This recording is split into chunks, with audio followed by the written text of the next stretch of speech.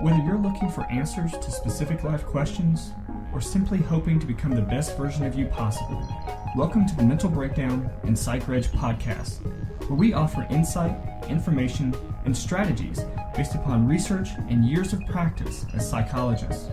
So sit back, have a listen, and get connected with our hosts, Dr. Berney and Dr. Richard Marshall.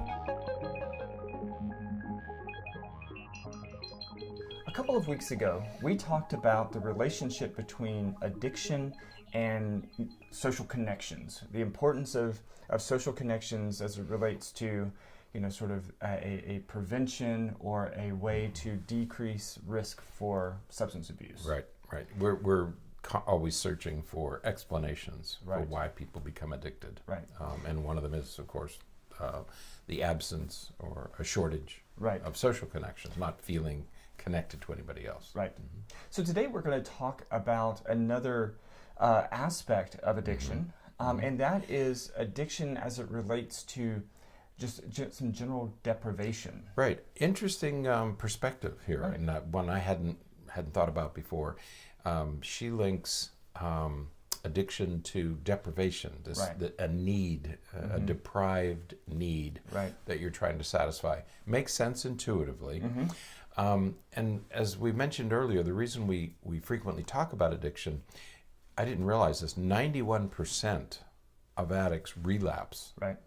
So it's incredibly high. So the treatment programs we have, though good, don't explain why 9 out of 10, more than 9 out of 10 addicts will relapse, and those figures remain fairly high. Right. I think at the end of treatment, even after you've relapsed a couple of times, about 50% of people remain substance free Right. after treatment. You and I both know many individuals who have gone into treatment 2 or 3 or 4 times, and they have to keep recycling Right. through treatment to stay sober. Right.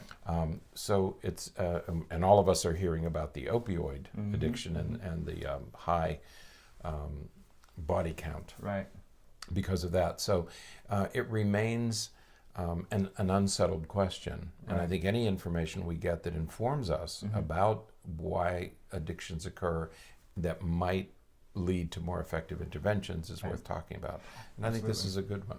Yeah, we put a link in the show notes. It's from Psychology Today, and it's one of the reasons I really like this article, and the whole idea of addiction as a function of deprivation is because we've talked before that most people who, and my argument would be every person who has an addiction problem has some underlying mental health challenge, mental health concern, if not mental illness. And I think that's been one of the great advances. For so long we saw addiction, substance abuse, as a moral problem. Right. You have a moral weakness. Right. You just don't have the strength.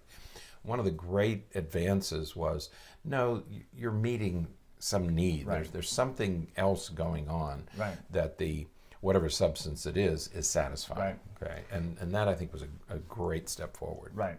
And so we have sort of that, we have the obvious examples of, sort of the tendency to use alcohol, for example, Right. in people who are highly anxious. Well, it makes sense. A lot of the medications that we use for anxiety are very closely related to alcohol in the way that they function and behave in our brain. Right.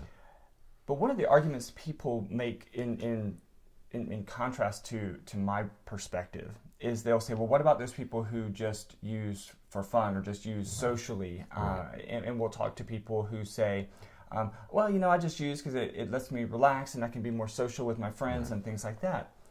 Well, to me, this idea of addiction as a function of deprivation kind of fits and helps address some of those, Right. and it articulates it in a way that I had not articulated it before. Right.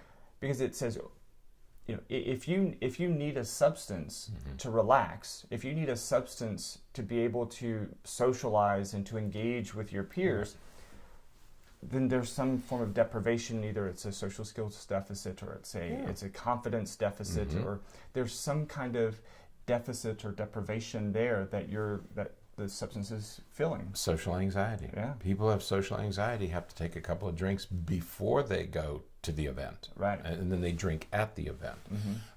Teenagers love substances that make them feel a little more relaxed in social situations, because typically many teenagers are insecure. Right. And so alcohol or other drugs, particularly marijuana, help. Right. And how many times have you heard people saying, well, I use just so that I can kind of keep my energy up, and so that I can, keep going through the event throughout the night and all that kind of stuff. Well, so maybe there's some sleep deprivation, or there's some other issues that's causing you to have problems with your energy levels. And the other thing I like about this, we mentioned this in a podcast some months ago, is that most people who use drugs don't get addicted. Right. And we saw that during the Vietnam War, where soldiers were actually doing heroin and marijuana and all sorts of drugs. They came back to the United States and they stopped using. Even after a year of use, tour of duty was a year, 6, 8, 10, 12 months of heroin use, came back to the United States, never used again. Right. Were they satisfied? A need for security, a need to numb themselves. What need existed in Vietnam, in a war, any war zone, that didn't exist here? Right. So the drug was supplying whatever was missing. So that's the other thing I like about this, is that it addresses that issue of why did you use so much then and not now? Right. Yeah, absolutely. So I would really encourage you to check out this article, because she goes into I think it's a female. It is. Author. Yeah, she goes into a lot of detail about this, and she has some nice little quotes in there about it. At the end of this, she just feels like a lovely person. I don't know her. I don't know about her. She's a psychotherapist, and that's typically things that we don't. We don't read that literature that much, okay? And she has these wonderful, wonderful phrases at the end. And one of the things that she says is giving yourself pleasure, giving yourself permission to take pleasure and to take your place in the world. I think that's a nice way of putting it. You are demonstrating dignity, and she has a wonderful line here. And then at the end of the article, she says, and I love this, and I think it words to live by, certainly as a parent or a partner. It is, we do not flourish via punishment or discipline. You can't criticize yourself to your best self. Right. And so, and I think what she's saying here at the end of this is, be gentle with yourself. Right. There's some need here that you need to know about, you need to get to. And it's not going to help by punishing yourself or punishing others. Right. Okay, that's not the path to your best self. Is being good to yourself. Yeah. So absolutely. I like the end of this. So if you don't read it for any other reason, if most of us struggle with addictions, or we have friends and family members who are struggling with addictions, it's good for that. But there's some good how to live a better life stuff when you get to the end of the article. Yeah. That I appreciate it. Absolutely. So enjoy. Yeah. So if you have if you find yourself using anything, right, or if you have a feeling of deprivation of any kind, if you have that gnawing, address that issue. That's right, and it's why I think it's why teenagers are so susceptible, because teenagers typically have insecurities and they have unmet needs, and drugs and alcohol and other addictive behaviors, doesn't have to be substances, satisfy those needs that many teenagers feel. Absolutely. You don't feel them when you're happily married and love your children and love your family. You don't need to do anything because life brings you all the joy that you need. But adolescence is a difficult transitional time. Absolutely. So, all right. Take a look at this. Definitely. Until next time, stay happy, stay healthy, and forget to be afraid. Thanks for sharing this episode of the Mental Breakdown and Psychreg podcast. Be sure to check out the show notes for links to follow us on Twitter and subscribe to our YouTube channel, where you will find all of our previous podcasts and much more. We would be honored if you would become a patron through patreon.com, where any donation you can manage will go to the development and creation of more content. Just visit patreon.com/thementalbreakdown for more information. Thanks again for listening. Have an awesome day, and we look forward to being back in your feed tomorrow morning.